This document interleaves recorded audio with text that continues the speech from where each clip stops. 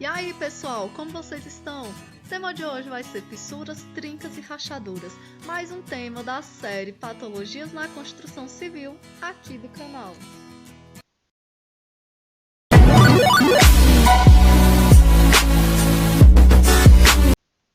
Então, pessoal, primeiramente a gente tem que entender, né, qual é a diferença entre fissuras, trincas e rachaduras.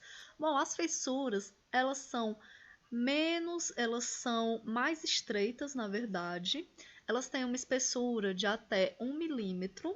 As trincas, a espessura delas variam de 1 a 3 milímetros. As rachaduras, a espessura vai ser em torno de acima de 3 milímetros.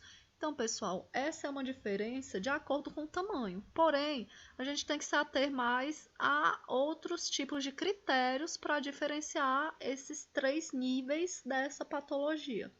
Então, fissura é uma abertura mais superficial, ela vai atingir, geralmente, ela vai atingir parte da pintura, pode atingir também, chegar a atingir o reboco da parede. No entanto, a trinca ela já pode afetar alguns elementos estruturais, como pilares, lajes, vigas, e pode até mesmo dividir uma parede, por exemplo, como veremos mais adiante em algumas fotos. A rachadura ela é mais profunda, ela já vai permitir a passagem de água, de luz, de vento, então ela é mais perigosa. Então, ela precisa de um reparo praticamente imediato. Então, aqui nós temos uma rachadura. Tá bem claro que é uma rachadura, por quê? Porque tem passagem aqui de luz, consequentemente de vento, e pode ter também passagem de água, né? Então, é uma rachadura, tá bem acentuada. E a angulação aqui, ela é meio diagonal, ela tá meio diagonal, ela não é tão vertical e nem horizontal. Então, essa rachadura aqui, ela pode sim ser perigosa. Então, o engenheiro especialista em patologia, ele tem que ir lá nessa obra, identificar quais são os possíveis problemas. Pode ser que a laje esteja sobrecarregada e a estrutura esteja subdimensionada, ou então pode ser também algum tipo de recalque diferencial que aconteceu na obra, na fundação da obra. Então, quem vai dizer o que aconteceu aqui? Eu não posso afirmar 100% o que aconteceu aqui, porque aqui é só uma foto. Quem tem que dizer isso daí é o engenheiro especialista, que vai lá e faz uma investigação, uma investigação mesmo, uma perícia, a partir dos indícios do que causou esse problema. Então, pessoal, aqui tá tendo aqui outro problema nessa parede agora. Não tá afetando ainda os elementos estruturais, provavelmente. Está afetando aqui mais a parede mesmo. Tá tendo tá tendo um lascamento da pintura. E essa angulação aqui é de 45 graus. Então, ela é perigosa. Então, pode ser que essa trinca ela evolua para uma rachadura e até cause a ruptura, o colapso desse elemento, da estrutura em si. Então, ela requer reparo imediato, requer atenção. Essa daqui, do mesmo jeito, olha a angulação dela. É perigosa, isso daqui indica que é perigosa. Então, quer dizer que não houve algum estudo do solo, então teve algum recalque, ou então a estrutura está subdimensionada e não suportou bem. Então, para o alívio de tensões, foram causadas essas fissuras e trincas.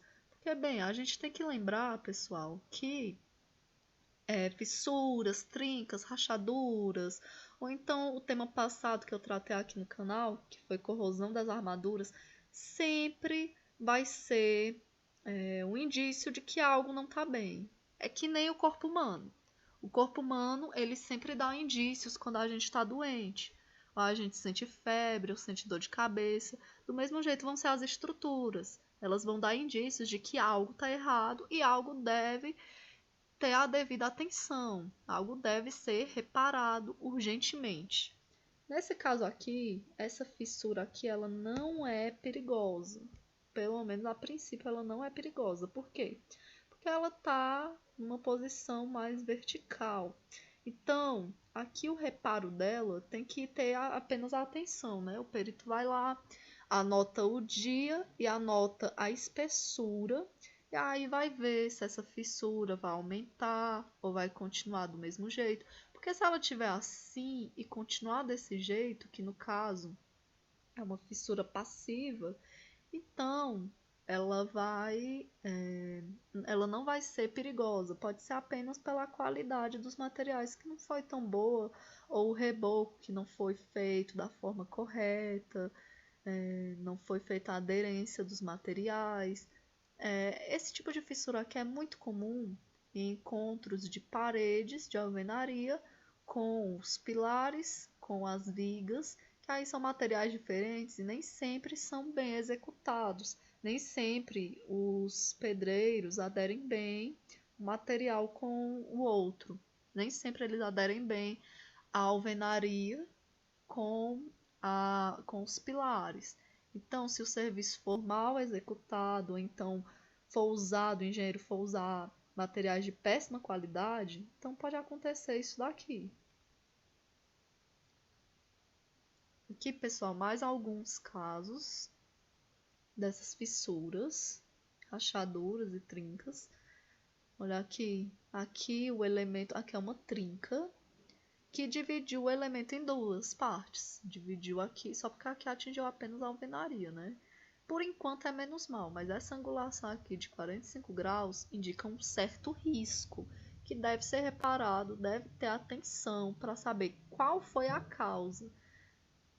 Aqui, olha, qual pode ter sido o motivo disso daqui. Se você viu o meu vídeo passado, que eu vou deixar aqui no link abaixo aqui, se você viu o vídeo passado, você pode afirmar que uma das possíveis causas dessa trinca aqui nesse pilar pode ter sido a formação de produtos de ferrugem, que são extremamente expansivos, né? E aí, com essa expansão, ela vai causando tensões aqui perto perto do concreto, vai causar tensões no concreto que vai fazer com que ocorram essas fissuras ou trincas no concreto. Então, nesse caso aqui, a gente tem tanto a trinca aqui da parede, igual nesse caso, como a gente também tem o lascamento desse reboco. O reboco está saindo. Nesse caso aqui, o reboco está saindo porque provavelmente o chapisco não foi bem executado. Aí, se o chapisco não foi bem executado, foi botado apenas praticamente o reboco por cima da parede, não teve a aderência correta entre os materiais.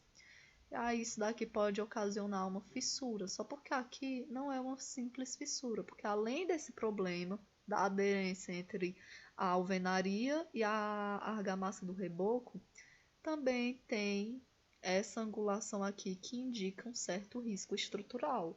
Aí o engenheiro vai ter que ir lá estudar nessa obra aqui qual foi o possível risco que tá, a possível causa que está afetando essa estrutura. Aqui foi atingida apenas a pintura e a massa corrida. Então, a princípio, esse problema aqui ele pode ser solucionado facilmente. Pessoal, nesses casos aqui não vai adiantar só passar o reboco, tá bom? Não adianta só passar o reboco para cobrir, porque vai acontecer de novo. Se tem um problema com essa gravidade, vai acontecer de novo. Não adianta só passar o reboco. Então, tem que ter um estudo de casos, tem que ter um estudo para saber quais são as causas que levaram ao colapso dessa estrutura, ao rompimento dessa estrutura. Porque aqui já está afetando os elementos estruturais. Isso não é nada positivo. Principalmente aqui que está afetando o pilar, né? Olha aqui, pessoal. Isso daqui claramente está afetando tanto a alvenaria quanto os elementos estruturais. E olha a angulação dessa rachadura. Isso daqui provavelmente pode ter sido causado por um recalque diferencial no solo. Esse recalque diferencial ocorre quando as camadas do solo não suportam a estrutura que foi construída sobre ele. Geralmente são camadas menos resistentes, são camadas de argila ou são camadas de solos que não são, que tem um lençol freático bem próximo a eles, que pode causar uma infiltração, que aí pode também ter presença até mesmo de materiais que não resistem a toda essa pressão que a construção dá. Por isso podem ser causados esse tipo de recalque, ou recalque uniforme, que é menos perigoso, ou então esse recalque diferencial. O que é esse recalque diferencial? Uma das partes da construção, o solo vai meio que ceder. E quando ele ceder, a construção vai abaixar. E quando ela abaixa numa parte e fica normal na outra, o que vai acontecer? Vai acontecer o colapso de parte da estrutura. Isso é muito perigoso e deve ser solucionado assim que a estrutura der os primeiros sinais, seja em forma de fissura ou de trinca. Não pode deixar chegar nesse estágio. Então, pessoal, outro caso também para isso daqui ocorrer podem ser algumas vibrações, ou excesso de veículo passando na rua, ou então algumas construções vizinhas que podem estar acontecendo e podem ter muitas vibrações, ou então alguns tremores de terra que felizmente não são frequentes aqui no Brasil. Mas deve ter atenção quais são as causas dessa rachadura, as possíveis causas dessa rachadura, justamente para ir na raiz do problema e resolver. Já aqui é uma situação bem comum. Se você olhar aí na sua casa, perto de janelas e portas, se tiver essas fissuras ou trincas aqui perto dos cantos dos vãos de janelas e portas, é porque não foi bem executado ou então não teve nem a atenção de se executar vergas e contravergas para janelas e vergas para as portas. Essas vergas e contravergas, elas são vigas especiais que a gente bota aqui acima dos vãos, embaixo dos vãos, para conter justamente essas tensões, que as tensões, as estruturas, elas se localizam ou em cantos, ou nos cantos das estruturas, das paredes, ou então em aberturas de vãos. Então, justamente para conter essas tensões, são colocadas vergas e contravergas. Então, pessoal, algumas causas que a gente já mencionou aqui, né? Passando aqui as imagens, já fui mencionando. Algumas dessas causas podem ser alterações químicas, como a gente viu aqui nessa estrutura aqui dos pilares, que pode ser alguma corrosão que está acontecendo aqui. Então, está tendo aqui a ferrugem, os produtos da ferrugem são expansivos e podem causar essas fissuras.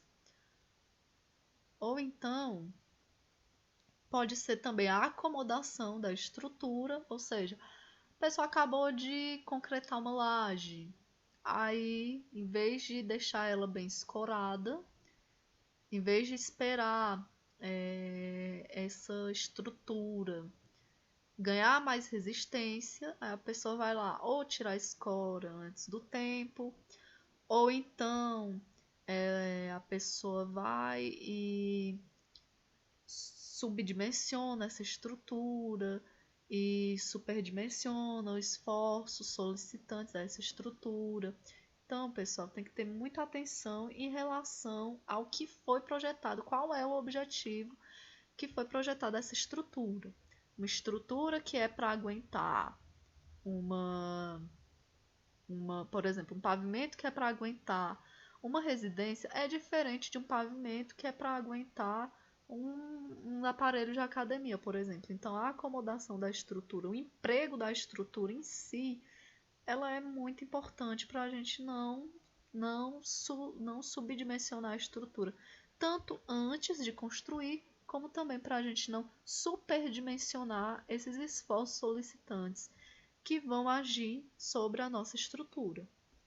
Então, outras causas que são uma das mais comuns, principalmente em regiões em que a temperatura varia muito, é a dilatação térmica, que provoca tanto a dilatação quanto retração do material.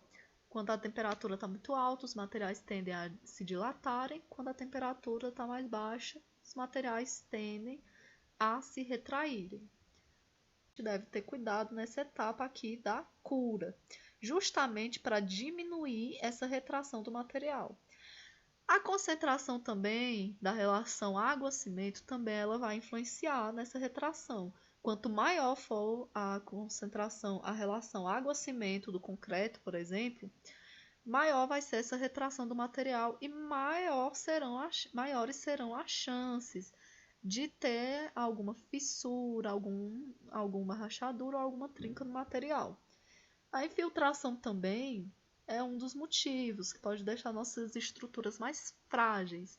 Além da infiltração ser muito perigosa, porque ela pode atingir aqui, por exemplo, a fundação, nossa fundação, o concreto da fundação e as armaduras da fundação, ela também pode subir aqui nas paredes por capilaridade, ela pode vir aqui, subir e vir aqui para essa parte, causar tanto o lascamento das paredes, o lascamento da pintura das paredes, que vai se despregando da parede aquela camada de pintura, vai se ressecando, quanto também podem haver mais problemas, porque aí vai facilitar o aparecimento de fissuras, trincas e rachaduras.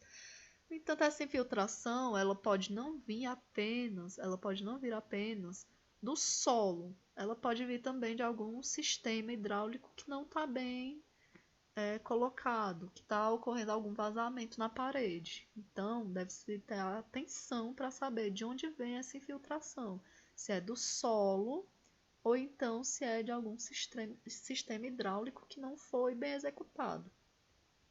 Vibrações e trepidações, que eu já falei, já mencionei aqui, que podem ser causados tanto por veículos ou construções que estão próximos, então causando alguma vibração exacerbada aqui perto da construção, defeito na formulação de produtos e erros da aplicação.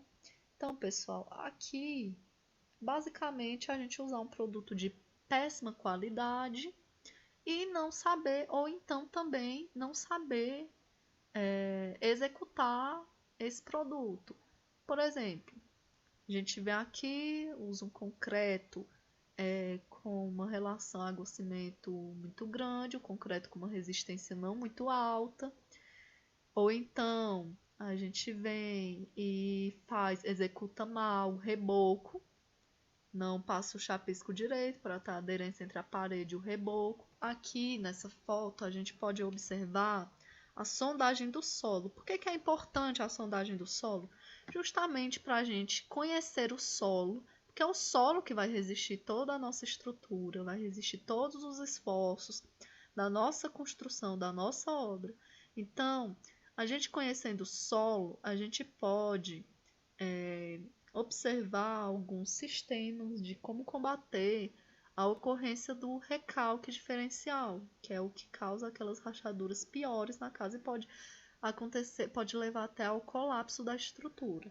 Então, pessoal, é sempre importante a gente realizar a sondagem do solo para combater principalmente essa parte de recalque diferencial. O concreto. Bom, o concreto ele deve ser bem executado. Tanto ele deve ser bem formulado, ele deve ter uma resistência boa, de acordo com o projeto que o engenheiro fez, como também ele deve ser bem executado, desde a fase do preparo até a fase do lançamento, do adensamento e da cura. Por quê? Porque esse concreto aqui, a qualidade do concreto, ela vai influenciar muito tanto na resistência aos esforços que serão solicitados pela estrutura, como também a resistência dessas tensões que vão provocar as fissuras, que podem vir a provocar as fissuras. Então, esse concreto aqui, ele deve ser bem fabricado, bem executado e muito bem curado, para que não haja esse problema. Aqui é a execução de vergas e contravergas para combater fissuras, aparecimento de fissuras aqui nos cantos dos vãos, de portas e janelas. Então, nas portas a gente bota só as vergas, nas janelas, vergas e contravergas. Muitas obras não têm isso, infelizmente, mas é muito importante, não só por uma questão estética, mas por uma questão também de segurança, para a gente ter aqui as vergas e contravergas para não ter aparecimento daquelas fissuras aqui na abertura dos vãos. Outro fator aqui que a gente pode fazer, que é justamente no início da obra, assim que fizer aqui a viga baldrame, a gente tem que fazer sempre a impermeabilização, porque o solo, querendo ou não, o solo ele vai levar umidade para as nossas estruturas, e isso não é nada favorável a elas. Então, deve-se fazer a impermeabilização. Geralmente é feita com emulsão asfáltica ou algum cimento especial que é usado. Então, pessoal, esses são alguns meios de prevenção ao aparecimento de fissuras e rachaduras que são mais perigosas, que podem afetar os elementos estruturais, né? As fissuras que não são perigosas podem ser combatidas de outras formas, formas mais simples, como por exemplo, se ater à qualidade dos materiais, da tinta que está sendo usada, a qualidade da execução do reboco, o material da argamassa do reboco. Então, a cura do reboco, porque querendo ou não, o reboco também precisa de uma cura. Então, pessoal, isso tudo aqui devem ser cuidados que devem ser tomados durante a fase construtiva. No entanto, tem algumas obras que já estão construídas, já estão levantadas e começaram a apresentar esses problemas. Então, como consertar? Qual seria a solução para esses problemas de fissuras, de rachaduras e trincas? Isso é tema para o próximo vídeo. Então, pessoal, se vocês gostaram, se vocês curtiram esse vídeo, bota o joinha aí, se inscreve no canal. Muito obrigada pela atenção e vejam o próximo vídeo que eu vou lançar aqui no canal nessa semana. Muito obrigada!